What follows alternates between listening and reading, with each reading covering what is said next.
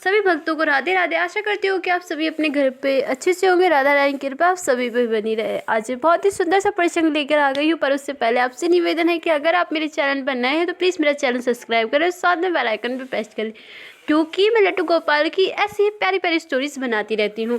तो चलिए video start. ये एक लड्डू गोपाल की कहानी है। उनका एक ऐसा भक्त है जो निस्वार्थ भाव से अपनी प्रभु की सेवा में लीन रहता है। अनजाने में ही सही, लेकिन वो कुछ ऐसा कर जाता है जो सिर्फ एक सच्चा भक्त ही कर सकता है। और फिर श्री कृष्ण के बाल स्वरूप लड्डू गोपाल की अपार कृपा उस पर बरसती तो है। चलिए अब इस कहानी की शुरुआत।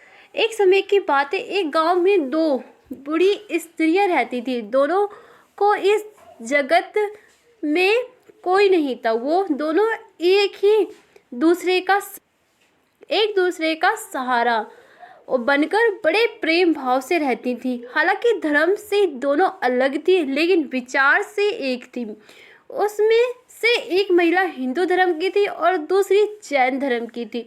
दोनों अपने अपने धर्म के हिसाब से प्रभु की आराधना किया करती थी। उनमें एक हिंदू धर्म की महिला थी। उसने अपने घर एक मंदिर में श्री कृष्ण के बाल स्वरूप लड्डू गोपाल को बड़े प्रेम भाव से विराजमान किया था। क्या हुआ था, और प्रतिदिन एक बाल के भांति प्रतिकाल नहलाती धुलाती और सुंदर वस्त्र आभूषण आदि पहना करके तैयार करती, और वह उन्हें एक बालक के सम्मान मानती। इसलिए कहीं भी बाहर जाती उनके लिए फल खिलौने आदि चीज ले कर आती और प्रेम पूर्व उनको भोग लगाती थी।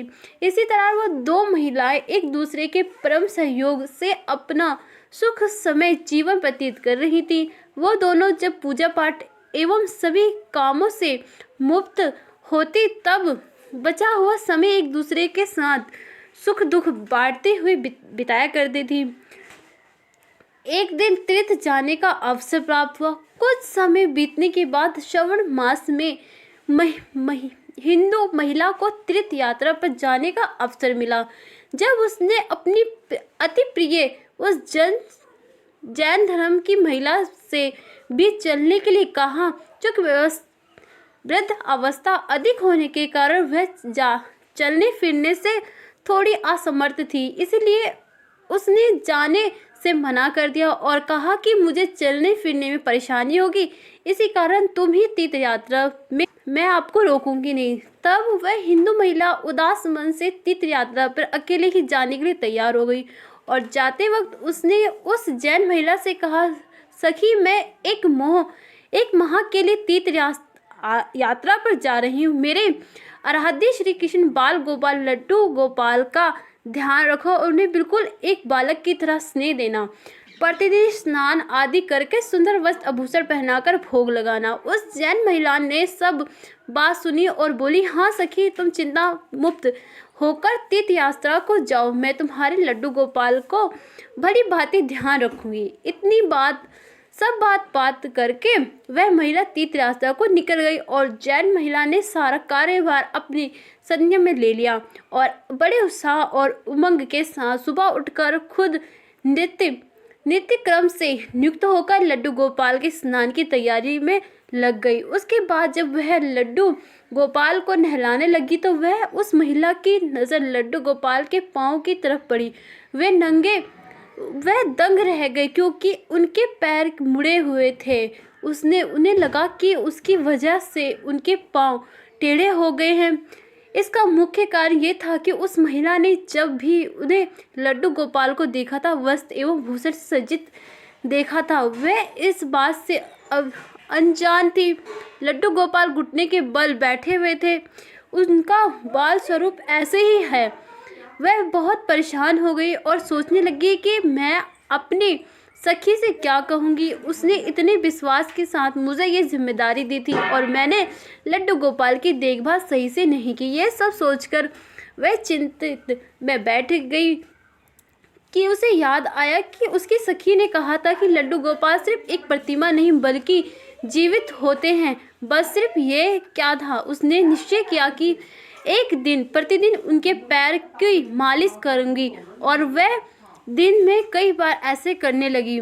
और जैसे ही श्री कृष्ण का सौभाग्य है, वो ही इनके कपालू दयाधीन उस वृद्ध महिला की इस नादान भक्ति से विषभूत होकर उन्हें उस पैर अपनी अपार कृपा लुटा दी। और एक दिन वह महिला रोज की भांति प्रतिकाल उठी और लड्डू गोपाल को नहलाने का प्रबंध कर रही थी कि उसकी नज़र उनके पैर पर पड़ी। उसने देखा कि लड्डू गोपाल के पैर ठीक हो गए और यह सब देखकर वह वृद्ध महिला खुशी से फूली न समाई और सारा व्रत सुनाने के लिए अपनी सभी सखी से का इंतजार करने लगी। कुछ समय बाद के पश्चात जब वह हिंदू महिला की तीर्थ यात्रा पूर्ण कर वापस आई तो सबसे पहले वह अपने लड्डू गोपाल के दर्शन को ललाहित थी। और जैसे ही उसने लड्डू गोपाल को देखा तो आश्चर्य में पड़ गई। उसने देखा कि लड्डू गोपाल खड़े थे। उसने सोचा कि शायद ये लड्डू गोपाल नहीं है और ये अपनी सखी के पास जाकर ये पूछा। तब उस जैन की महिला ने सारा व्रत सुनाया।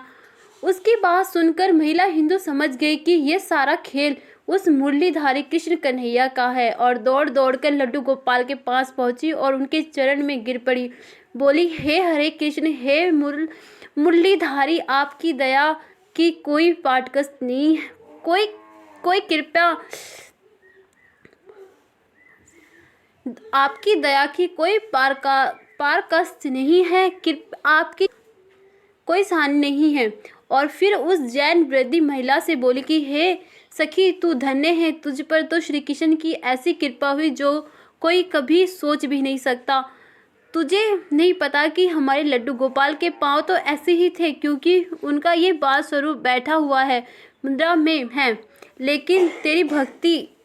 और सिर्फ उस जैन वृद्ध महिला से बोली कि सखी, तू धन्य है, तुझ पर तो श्री कृष्ण की ऐसी कृपा हुई जो कि कभी सोच भी नहीं सकता।